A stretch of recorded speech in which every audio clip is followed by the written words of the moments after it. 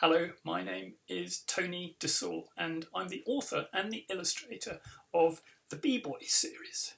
These are the first two in the series, and the third one, which is called Curse of the Vampire Mites, is published next year. Now, the first book, which is called Clash of the Killer Queens, sets up the story and we find out about Melvin Meadley, a boy who is a beekeeper, and he keeps his beehive on the top of a block of flats where he lives with his mum in the centre of town.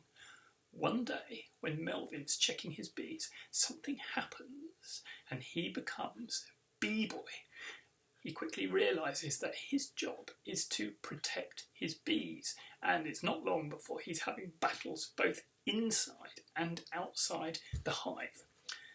Eventually, he makes friends with the new girl in his class, whose name is Pretty Cur.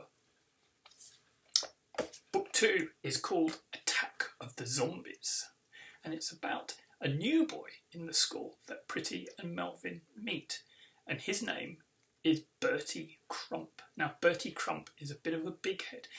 He thinks he's a bit of a superstar. He has an uncle who's a TV celebrity, and Bertie thinks it's only a matter of time before he is also a celebrity.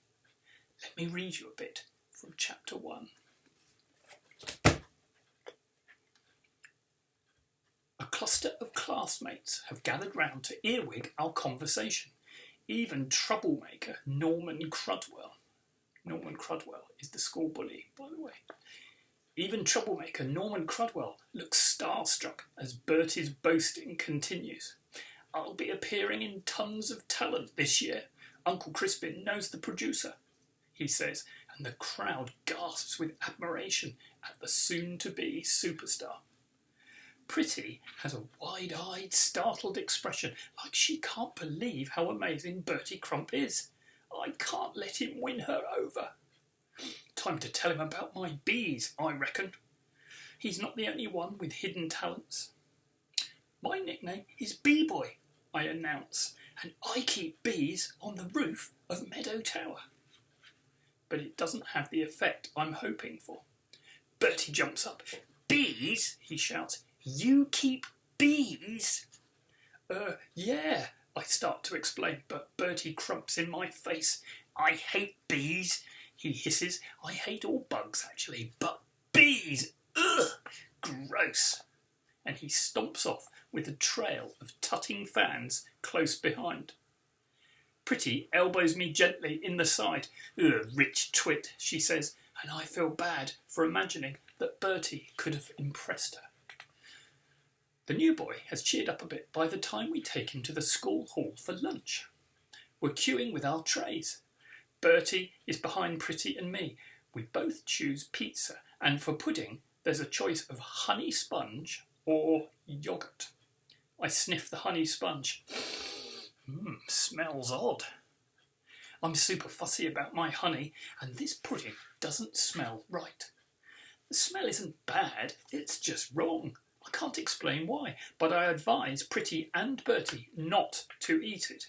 Pretty chooses a yoghurt, but Bertie's not happy.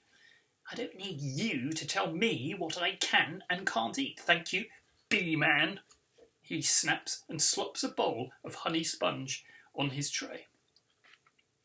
Yeah, bee-man, Crudwell chips in from further down the queue. Mind your own bee's nest. Too right, Bertie chuckles at the lame joke, and Crudwell smirks with pride, grabbing a bowl of the suspicious sponge for himself. Pretty and I raise our eyebrows, but say nothing. We sit in silence. Well, not total silence. There's lots of chomping and slurping from Bertie and Norman Crudwell as they munch their lunch. Am I imagining it, or have their faces turned a bit yellow? After lunch, the tables are cleared and there's an assembly to welcome Bertie to St. John's. We're busily chatting, but look up when Mrs. Bottomley walks to the middle of the stage. She raises her hand and the chattering fades to silence. Today is a very special day, she announces. I'm very pleased to welcome a new pupil to St. John's. Mrs. Bottomley is glowing with pride. Would you like to come up, please, young man?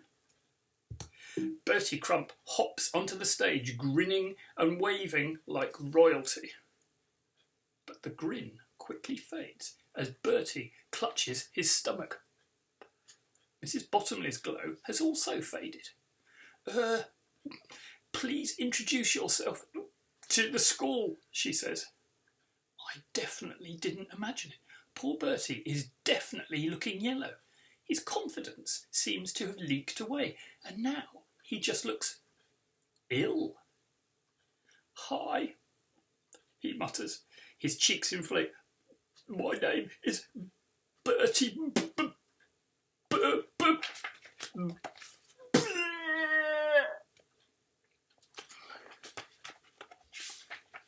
Bertie Crump is sick on stage, and Mrs. Bottomley's shoes as well.